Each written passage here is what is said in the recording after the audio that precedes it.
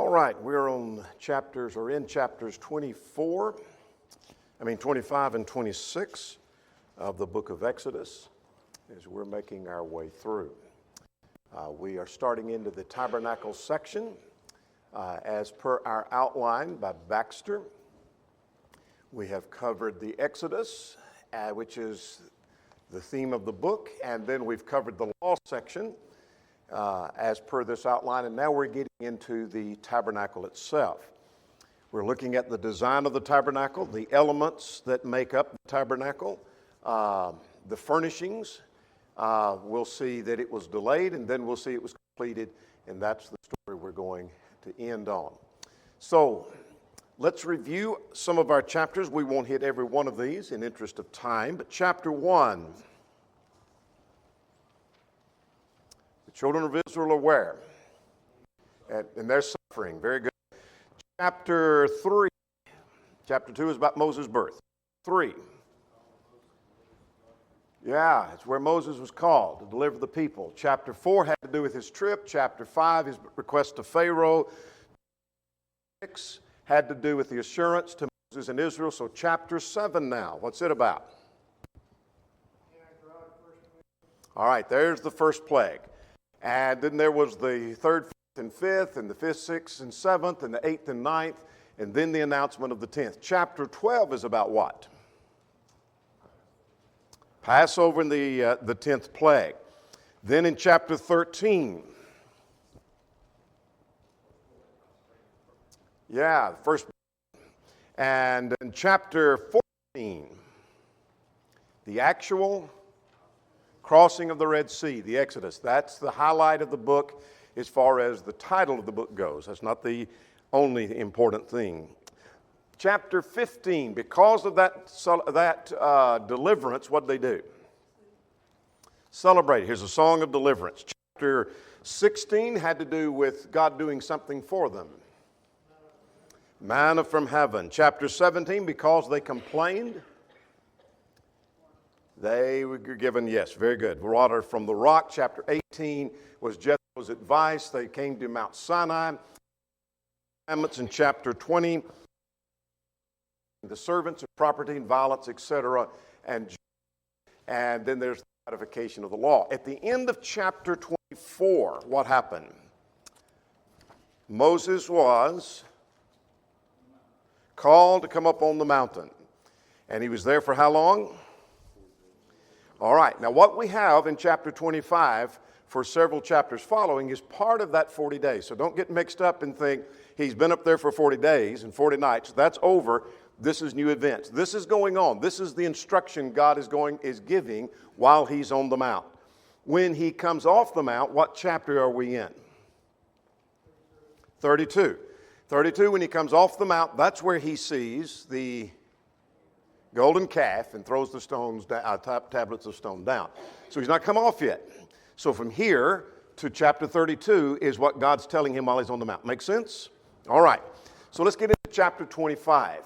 Chapter 25, there are only chapters we're covering tonight, and so we're going to be looking at the offering and then the ark, the table of showbread, and the lampstands, and then we'll get into the tabernacle itself in chapter 26. So we're going to spend a little time just talking about the features of the furnishings and the tabernacle, the size, to get a visual perspective.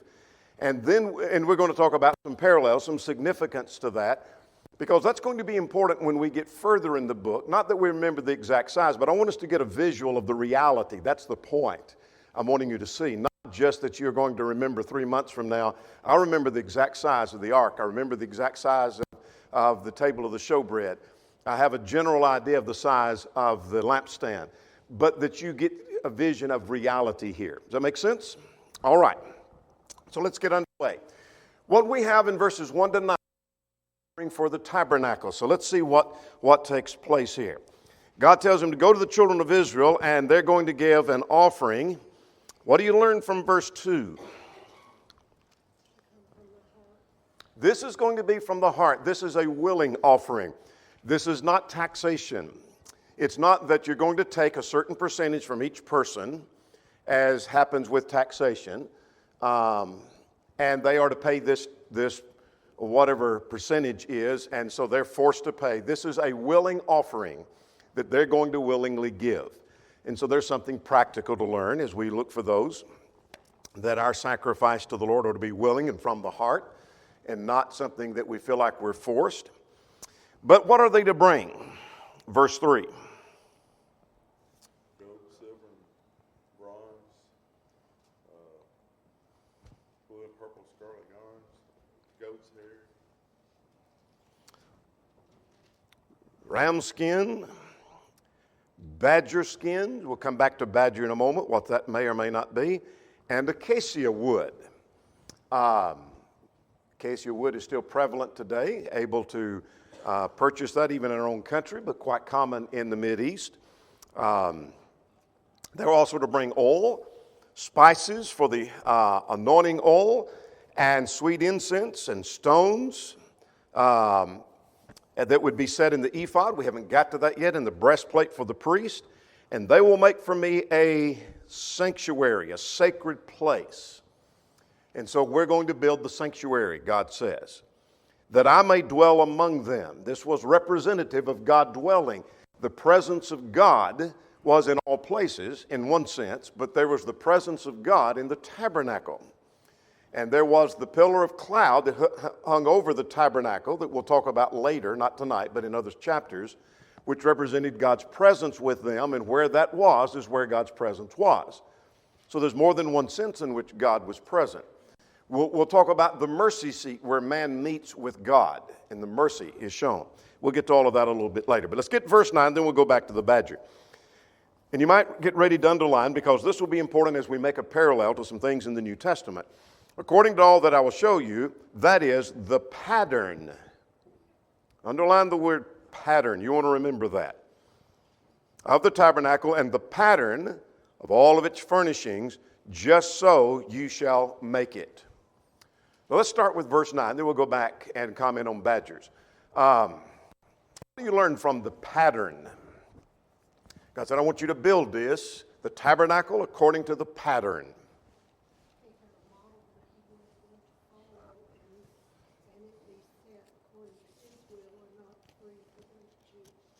All right, this is not according to what they wish. It's not making it according to their plan. God doesn't give them, I want you to build me a place for worship. I want you to build me a place for your sacrifice. I want you to build me a tabernacle, but you build it like you wish. God had a pattern. Now, let's get ahead of ourselves in a couple of ways. Let's jump over to verse 40. This is, again, talking about the furnishings that we're going to end the chapter on. And this has to do with the building and making of the lampstand. But get ready to underline at verse 40. See that you make them according to the pattern.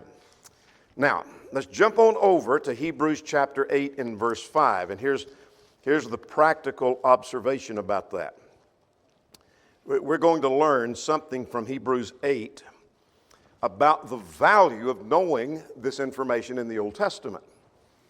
And so why do I need to know about the tabernacle? We don't live under that. We don't have a tabernacle. We're not supposed to go to the tabernacle. We don't go to the temple. Forget all that. I don't need to know any of that. All right, let's go to Hebrews chapter 8, beginning at verse 3. Let's start at verse 5. Who served the copy and shadow of heavenly things, as Moses was divinely instructed when he's about to make the tabernacle. That's what's going on now. That's where we are. For he said, that see that you make all things according to the pattern that was shown you on the mountain. What's the point that the Hebrew writer is making? The point he's making is that the things of the Old Testament, the tabernacle and all of their service, the priesthood, was a copy or a shadow or a pattern of the greater to come. New Testament era. Make sense? And the model, if you so please, had to be made according to the pattern. If that's true, how much more so, finish my sentence. Yeah, the real and the true. You've heard me illustrate many times that if you had the blueprint for building a house and you go to a model maker and you tell the model maker, I want you to build it just like, I know it's to scale, but I want you to build it just like the pattern says. And then you go to your builder to build your real house. Do you tell him to build it anyway? No. If you are meticulous about the model, how much more so the real and the true. Make sense? That's the point of Hebrews 5. So God had a pattern. Let's go back to the badgers just for a moment. There's some question as to what that referred to. What was a badger? It seems to be some kind of sea creature. Your footnote may say dolphin or porpoise or a seal. In fact, the American Standard Version translates it a seal. So it may have been seal skin, may have been a dolphin skin or porpoise skin. In fact, the New American Standard 95 uses the word porpoise. So what was it? I don't know. It seems to be, most scholars agree that it had something to do with some water animal, some sea creature. And so what was it? Well, it was some kind of sea creature, and take the skin from that, and that's all I think we probably need to know about that. All right. Any questions or comments? All right, let's talk about the Ark of the Covenant here, mentioned in our context. And we're going to look at the ark itself and then the mercy seat. And so let's see what we know about the ark. Now, we're going to be giving some descriptions of sizes, and we'll talk about that. And if you make marginal notes, unless your translation has already translated that for you from a cubit, we'll give the dimensions in inches so we can kind of get a perspective of that. All right, let's talk about the ark itself. You'll make an ark of acacia wood. So what size was this to be? Let's first give it in cubics, and then we'll translate that. 2.5 cubits in length. Its width and a cubit and a half height. A cubit is 18 inches. So for a visual, this is 18 inches. That's a cubit. Some argue that it goes 21, but most scholars think they go with 18.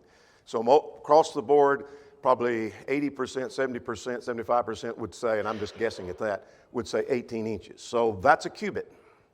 So translated to that, we'll talk about a cubit several times. That would be 45 inches long, 27 inches wide, and 27 inches high. Now, every good carpenter carries a tape measure with him. So, including, and I do, even though I'm not a good carpenter. 45 inches. So it's this long right here, between my fingers. That's how long, to give you a visual, the Ark of the Covenant was. 27 inches. It's this wide and this tall. So it's pretty good size. Got the picture?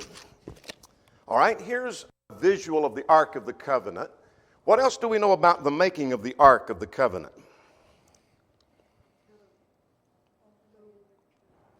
All right, they're going to overlay it with pure gold. Then they're going to do what else? All right. There will be that around the perimeter. 4 rings, such as represented here. You won't find 2 pictures that are the exact, but there's going to be 4 rings. And what are those rings for? All right, these poles are made of what? Acacia wood and covered with gold. And they are going to be used for carrying it. And what do they do with them when they take them out? They don't take them out. They're not to be removed. And so that's how they transport the ark. So did they always transport the ark with that? No, they should have, but they didn't. Case with Uzzah in 2 Samuel chapter 6.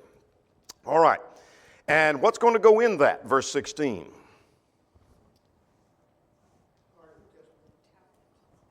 Yeah, the testimony, that is the tablets of stone. Now, we don't learn here, but we're going to learn elsewhere. There was a pot of manna, and what else? Aaron's rod that budded, and the tablets of stone that went into that Ark of the Covenant. So that's what goes inside. But now we haven't got yet, just assume we don't see the cherubim on top. We don't see the lid. All we've seen is a box that's the size we just described, overlaid with gold, and that's the Ark of the Covenant. Now, there's something else that takes place. So let's go to verse 17 through 22. 17 through 22 is dealing with the mercy seat, or a description of that which covered, or the lid to the Ark of the Covenant. So let's talk about that. Let's talk about mercy seat here just for a moment. You'll see at verse 17, you might underline the word mercy seat. You see it again at verse 20, covering of the mercy seat. And let's talk about that word that's translated mercy seat. The word literally means, it's one word that is translated mercy seat. Not two words, but one word. The word that is translated mercy seat, lexicographers, Hebrew lexicographers say it means atonement. Or it can mean propitiation. Sound familiar? Should. Very familiar to New Testament students. Now, Hebrews 9 and 15 talks about this mercy seat. Not something like the mercy seat, but the literal mercy seat of the Old Covenant. Talking about this right here. He's talking about this mercy seat, the lid to the Ark of the Covenant. And now we have a Greek word translated mercy seat. That same word is translated in Romans 3:25 as propitiation. Christ is our propitiation. See a connection? There is something about Christ being our propitiation, our atonement. He is our mercy seat. Now, here's a description of the mercy seat. Let's get ahead of ourselves, and we'll come back to this. We'll get the other details. But look at verse 22. There I will meet with you. I will speak with you from above the mercy seat. This is where man meets with God. Now, we're not told here, but it was at this mercy seat where we'll see in Leviticus, where when the high priest brings the blood of the animal in, he takes it and sprinkles it on the mercy seat. Make sense? This is where man meets with God. This is where man's atonement is made. This is where propitiation is made. Is that making sense? All right. Let's get the other descriptions that are made in the context. There are going to be two cherubim of gold. How do they sit? What do we know about how they sit? To tell us that this is a pretty accurate description of that. Their wings are touching, they're facing each other, but they're looking down as witness to what's taking place where man meets with God. Now, verse 21 says you'll put the testimony in that, which you'd already mentioned. What else did I want to mention? Let's flag a couple of references here for what it's worth. Let's go to chapter 30 and in verse 6. You might write that in the margin of your text. That'll be helpful for future study. Chapter 30 and in verse 6. And he talks here about that you shall put it before the veil, that is, before the ark of the testimony, before the mercy seat that is over the testimony, where I will meet with you. Same point. All right? Another reference we might make in connection is Numbers chapter 7 and verse 89. It's a long chapter. That Moses went to the tabernacle of meeting to speak with him and heard a voice of one speaking to him from above the mercy seat that was in the Ark of the Covenant, that was on the Ark of the Covenant, from between the two cherubim. Thus he spoke to him. Well, that's what God said he would do. There I will speak with you. And Moses went in, and there God spoke with him. All we're learning, though, is about the furnishings. We're not learning all the details of use. Question: Ark of the Covenant. All right, let's talk about the table of showbread, which is next. And what do we know about the table of showbread? How big is it? What's the dimensions? All right. Very good. Translated, that is 36 inches long. So, and I know that I may be insulting some of you by giving measurements, but some people you can tell them a foot and they don't know if it's this long or if it's a mile. I know that by building stuff. 36 inches long. So we're right here between my fingers. That's how long the table of showbread is. How wide was it? 1 cubit, which is 18. That's how wide the table is. And how high is it? 27 inches high from my thumb to the end of that tape measure. That's about 3 inches shorter than your kitchen table, which should be 30. So anyway, that gives you kind of the idea. Now, what else do we know about the description of the table of showbread? Made of acacia wood. There's gold molding around. What are they going to do about transporting it? Same principles. 4 rings, poles made of acacia wood, overlaid with gold. They're going to carry it. Now then, let's skip verse 29. We're coming back. We'll just save that for a little more comment. And you shall set the showbread on the table before me always. This is the table on which the showbread set. Now I'll come back to verse 29. We're not skipping it completely. It's to me a difficult verse, and every commentator I consulted struggles to nail down some things, but we'll get to that. So this doesn't tell me anything about the table of showbread, of its use and its purpose. But you may be reading from the English Standard, and it doesn't say showbread. It talks about the bread of presence. The bread of presence. And you've always heard of the bread of showbread. You say, well, that's a mistranslation. No, it's not a mistranslation at all. In fact, the New Century says the same thing. The New American Standard 95 says something very similar. And it is the bread of presence. And it doesn't represent God's presence. I don't think it represents God's presence with his people, but his people's presence before him. Does that make sense?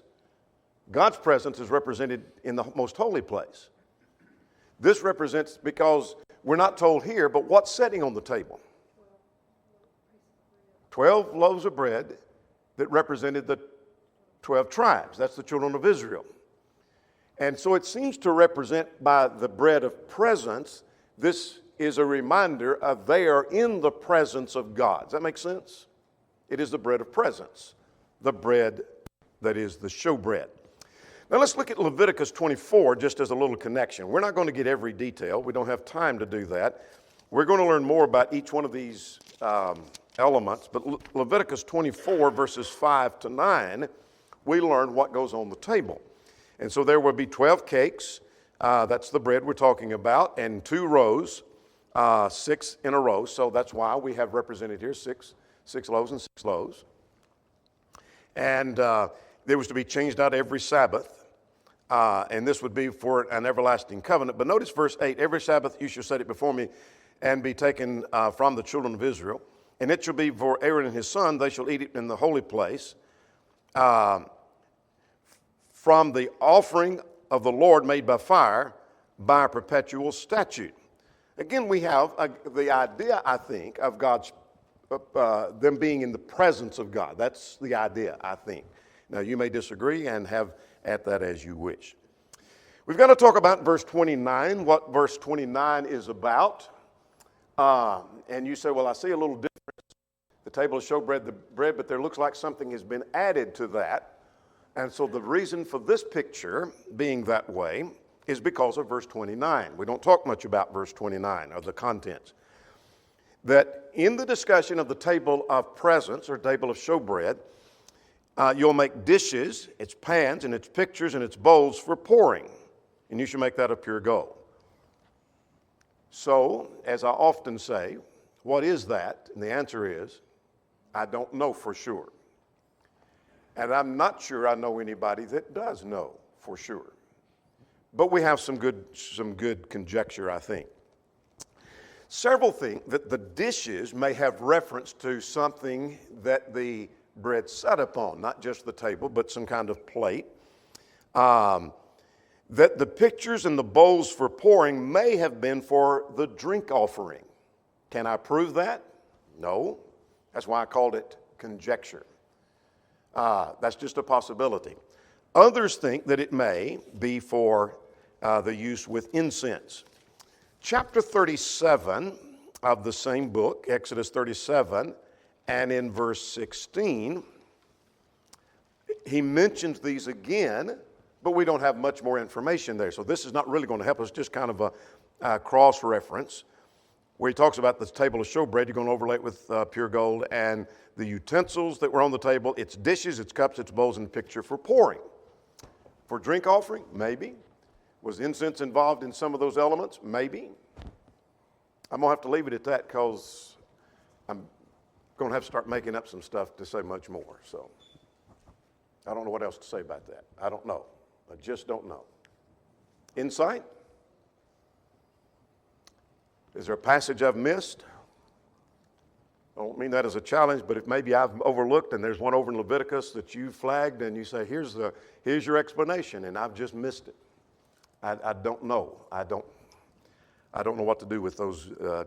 There was something there on the table beside just the bread. I take because of this verse and because of chapter 37. Or Leviticus 24, rather. No, not Leviticus 24, but Exodus 37. All right, let's go further. Let's talk about the lampstand. Now, what's interesting, what's missing in the description of the lampstand that we would like to know? Everything else we've seen, the size. There's no description of the size. So what was the description? How wide was this? How tall did it stand? I don't know. That may be that it either wasn't revealed to us, or that may be one of those areas where God left it to the people to choose as he would leave things for us to choose. He told us to go preach, but didn't tell us how to go.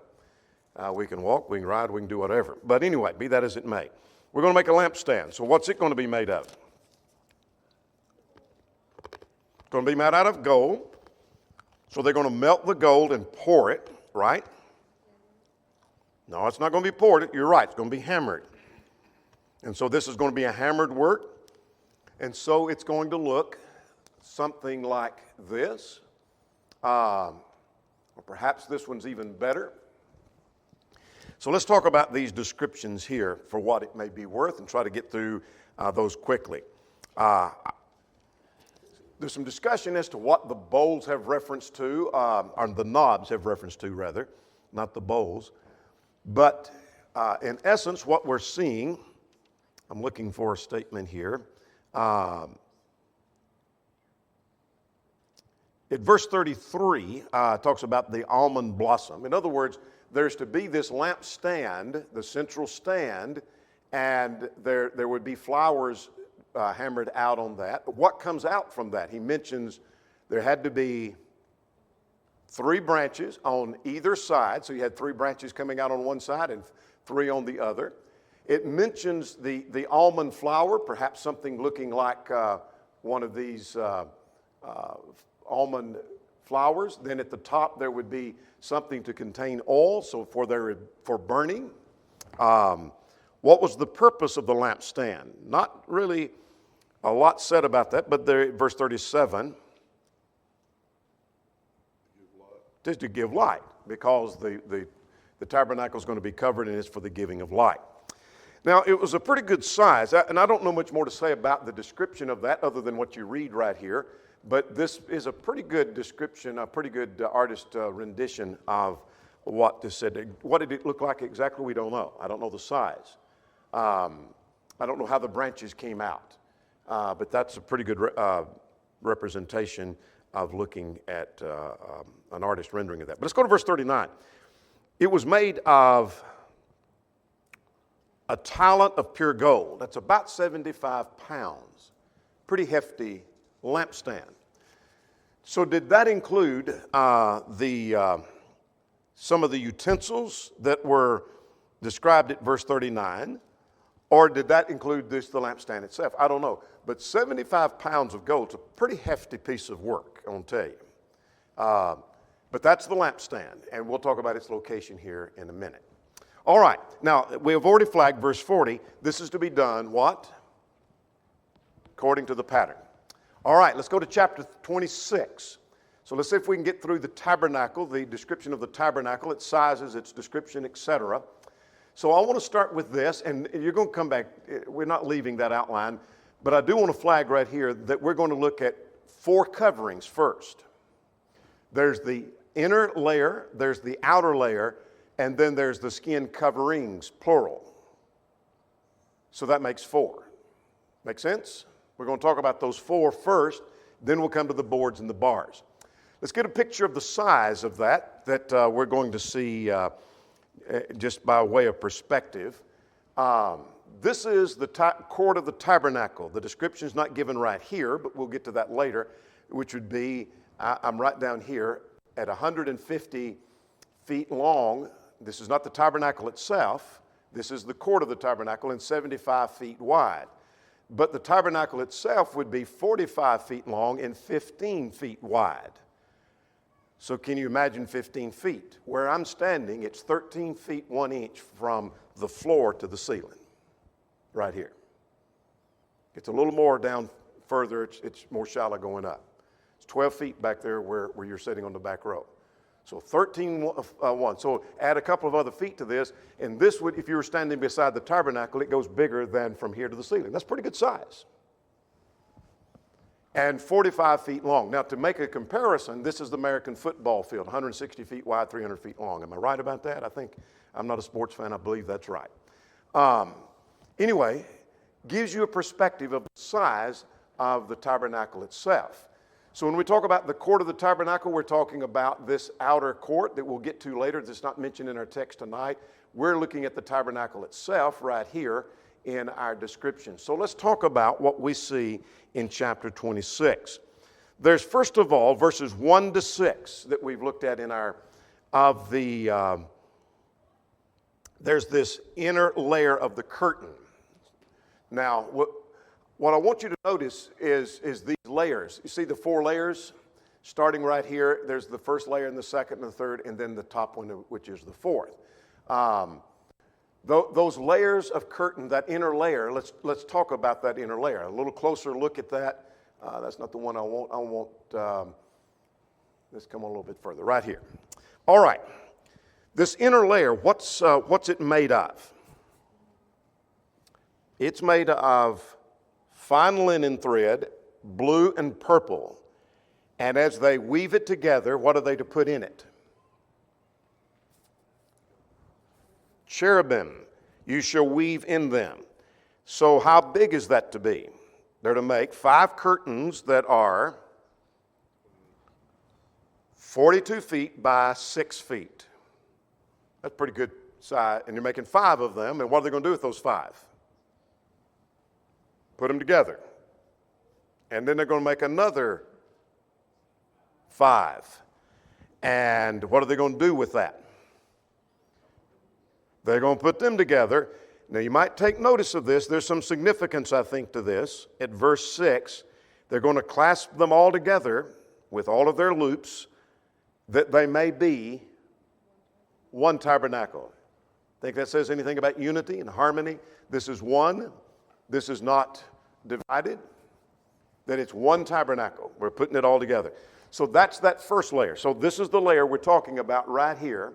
Now, we're going to come back to these acacia boards in a minute, but this is the layer that goes on first. And so it covers from the back all the way. This is turned back so you can see. That's not how far it went. If you got a picture, it covers the whole thing. But that's the first one, and it has that design in that, and that lays over and covers the tabernacle. It's only 42 feet. So let's go to the next one now. The next one, beginning at verse 7, the second layer.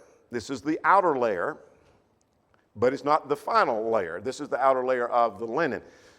Or not of linen, but what's it made of? Goat's hair. What size are the panels to be made? Same width, 6 feet, 45 feet long.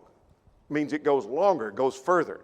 So notice a little bit of this representation, that this is the one we're talking about right here, and it's coming down a little bit further.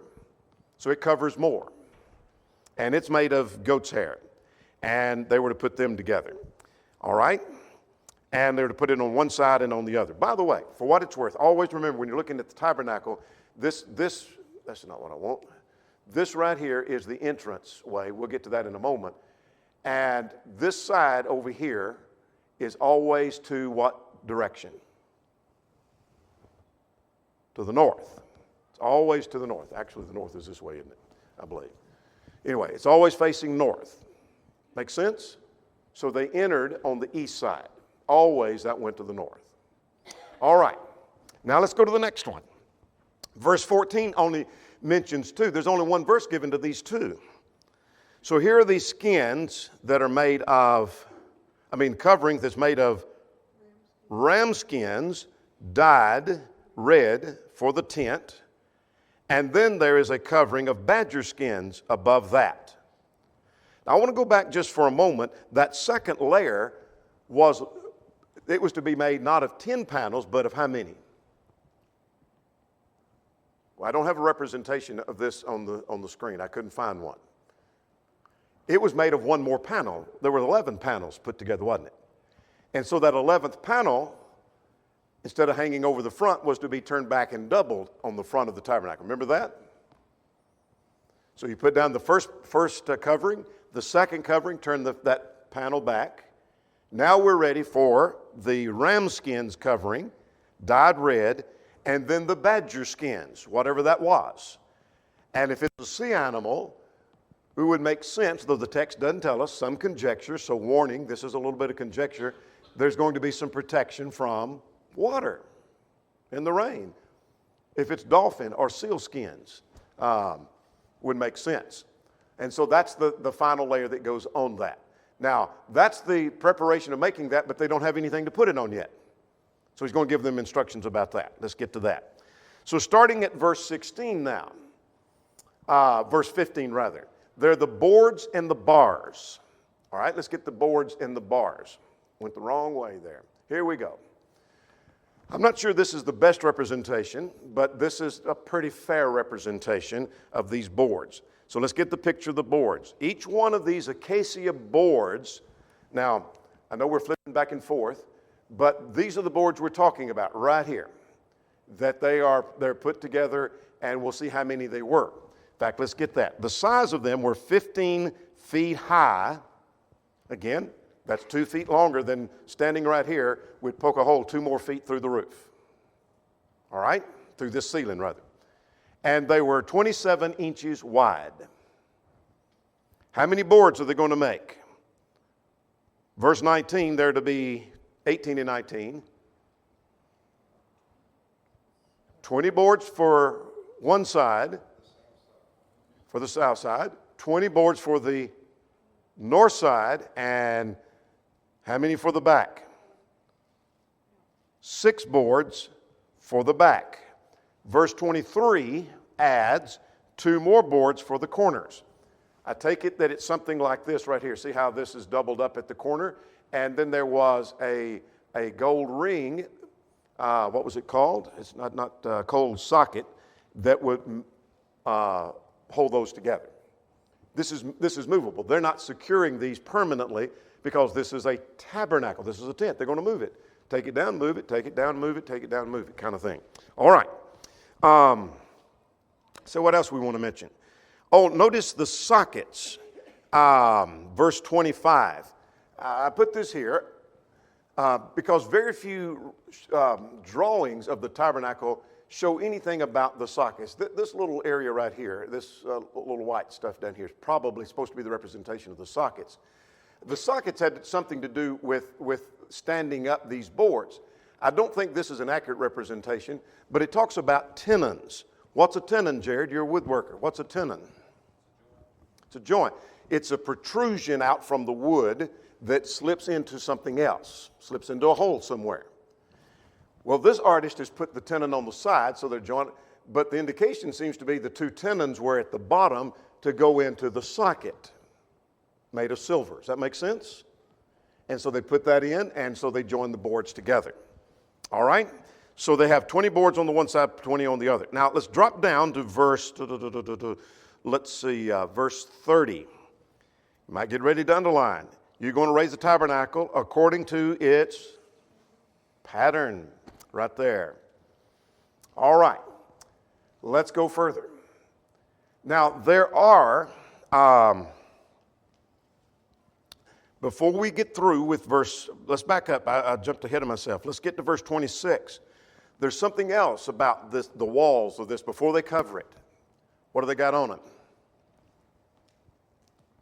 They're going to put bars for the boards, one side and then the other.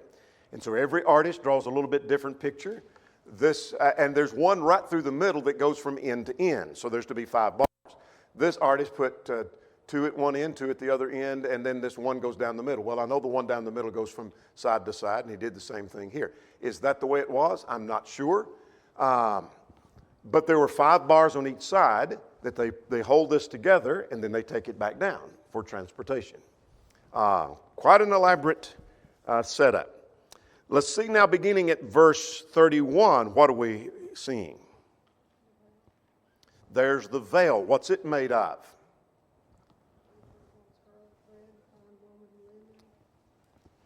All right.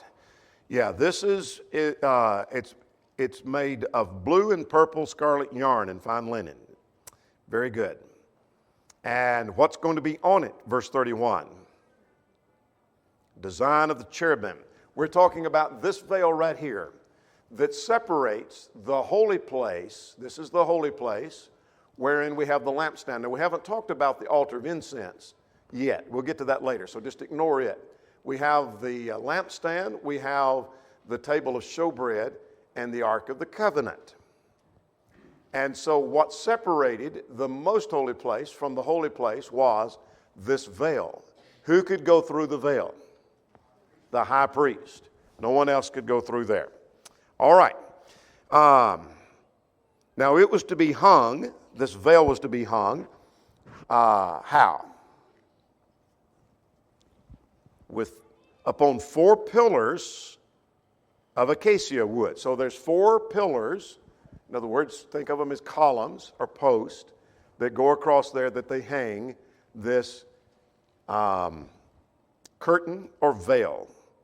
Now, let me stop here. What happened? Now, this is not the tabernacle. This is not what was standing. What you're seeing on this picture, this is not what was standing. This was gone. A temple was built. They put a veil. That was gone. Finally, there's another temple and another temple built. And when Jesus died, what happened to that veil?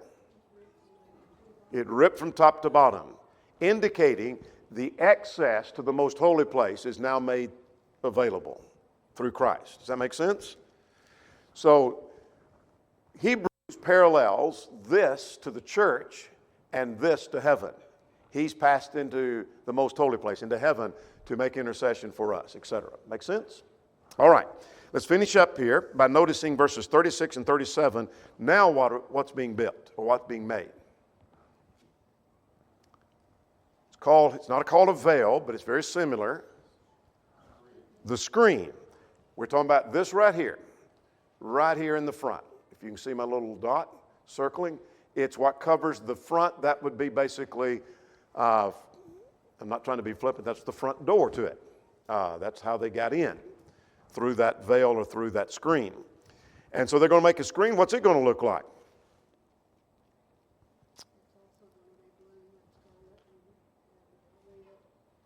Yeah, it looks very similar to the veil. It's not the veil, it's not the same thing, but it looks very similar, at least in color.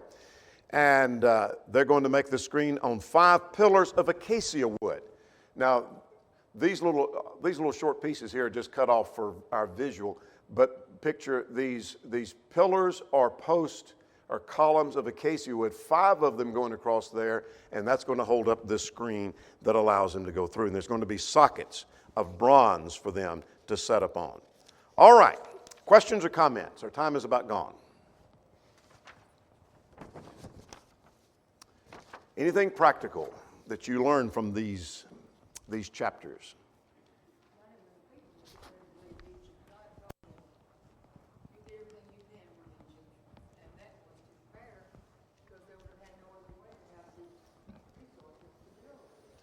Good point. I'm glad you mentioned that because much of what they're building this from was taken from Egypt. They also took some spoils from the Amalekites.